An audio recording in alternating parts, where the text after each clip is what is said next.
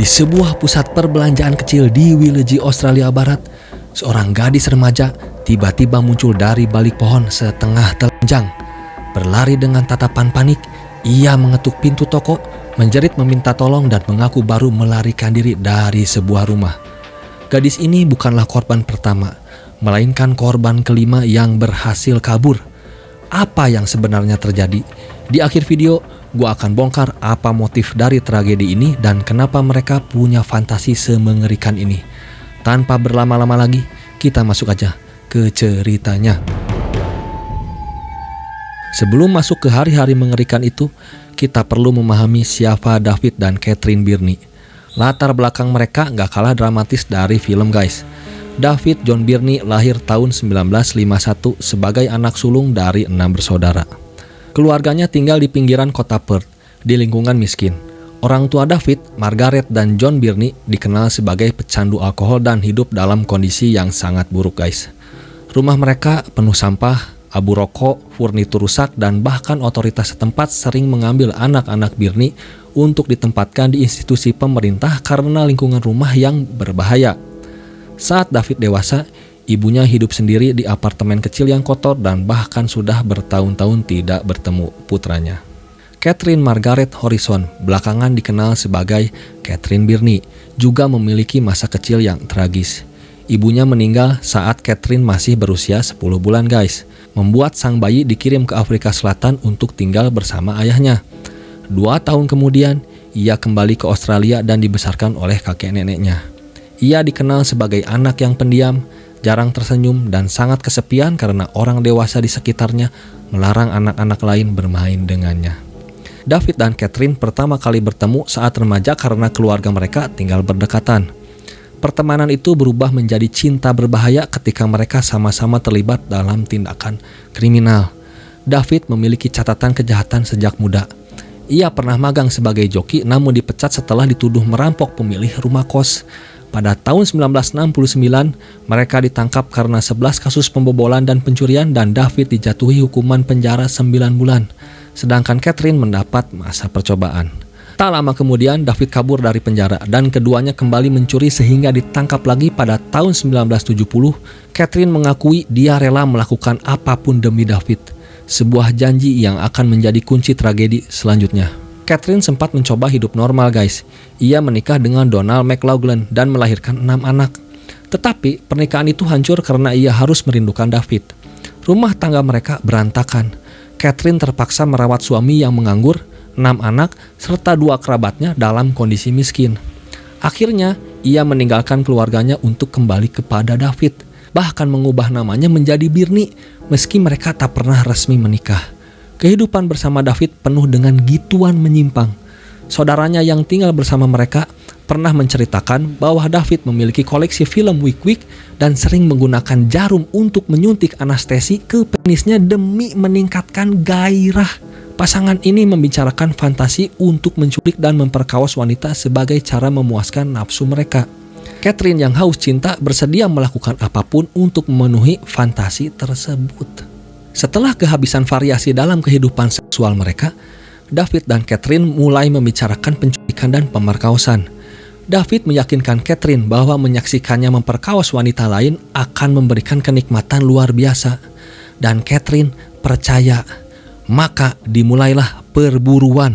Mereka berkendara berjam-jam mencari korban, dengan Catherine di kursi penumpang menawarkan tumpangan kepada perempuan yang terlihat sendirian. Mary Frances Nelson, 22 tahun, adalah mahasiswi psikologi di Universitas Australia Barat yang bekerja paruh waktu di sebuah toko deli Cats. Ia membutuhkan ban baru untuk mobilnya, dan David Birnie yang bekerja di bengkel suku cadang menawarkan ban murah jika Mary mau datang ke rumahnya di Moorhouse Street. Ketika Mary datang, David langsung menodongkan pisau, mengikat dan memborgolnya. Catherine menonton David memperkaosnya dan bahkan bertanya tentang hal-hal yang membuat David terangsang. Malam itu mereka membawa Mary ke daerah hutan Gleneagle, dekat Albany Highway, lalu kembali memperkaosnya.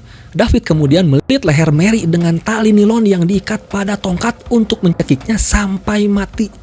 Setelah Mary meninggal, ia menusuk tubuh Mary untuk membiarkan gas keluar saat jenazah membusuk, sesuai pengetahuan salah dari buku yang David baca.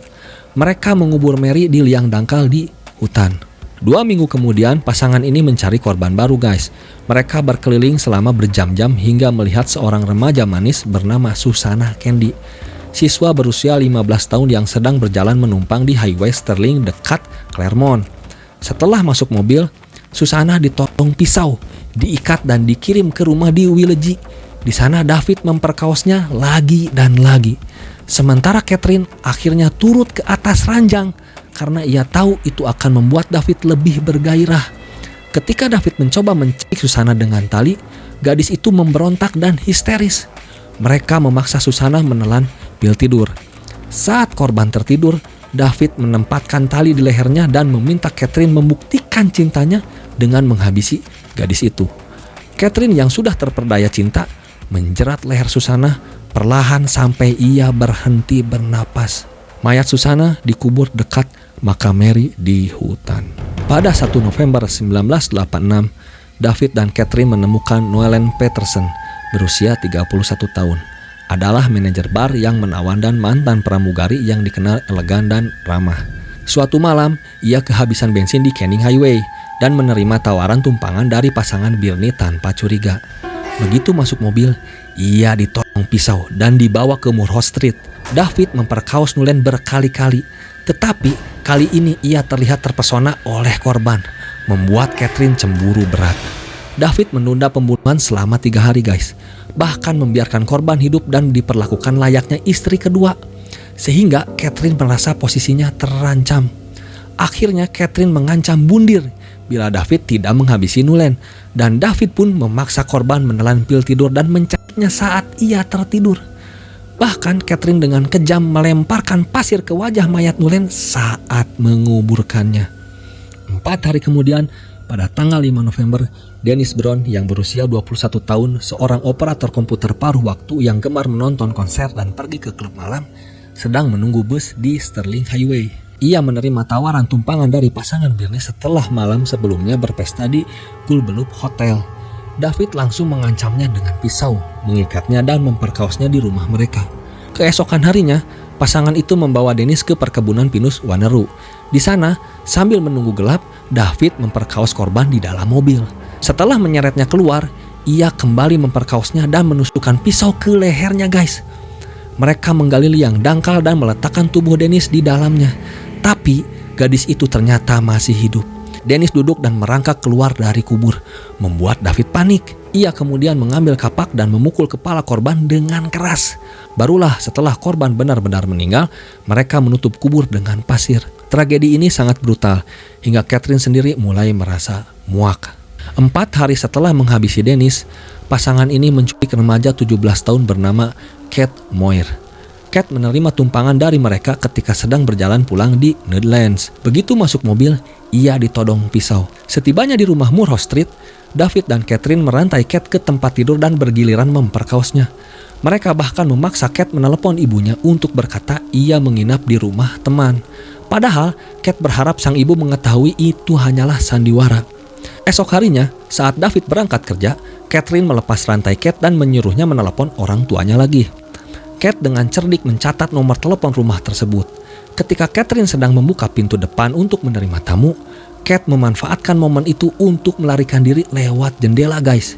Ia berlari menuju pusat perbelanjaan Willegi, mengetuk pintu-pintu rumah hingga akhirnya bertemu warga yang membawanya ke kantor polisi.